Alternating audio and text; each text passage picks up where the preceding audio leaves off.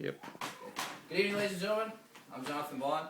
I'm a junior at Columbia College. My major is criminal justice, and I'm taking Introduction to Speech because it's a requirement for my degree, and because I want to improve my public speaking skills.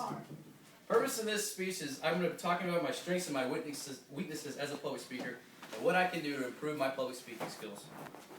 I have some strengths as a public speaker. One, I speak with extreme confidence. After all, I'm in the military and I've had people actively try to kill me, so nothing really scares me that often. I don't get nervous very easily, and I find it very easy to stay calm. I'm prepared thoroughly. I make very detailed outlines. I speak with a loud, multi-tone voice, and I research my topic extensively to prepare for questions from the audience. However, I do have some weaknesses as a public speaker.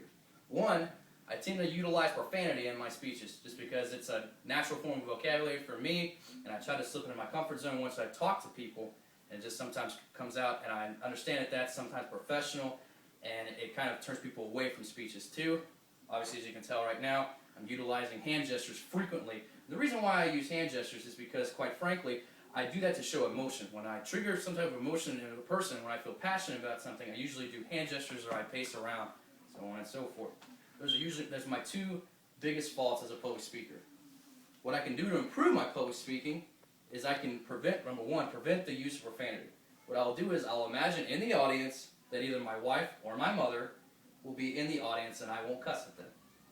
Number two, I can limit my gesturing to a reasonable amount. I understand that it's not possible to do it completely, but I will try my best to limit my hand gesture to a reasonable amount by maybe having a podium and grasping the podium, or placing my hands at my side so I won't grip them. In conclusion, I have a comfort zone, and I would even argue to say that I have a natural ability to speak publicly. I can prepare easily and be understood welcomely with my present self, and I am assured of myself and I'm confident. However, I must learn to extend my vocabulary and regulate profanity during speeches to promote a more professional appearance. I also need to limit my body language and hand gestures to keep the audience focused. At this time, are there any questions?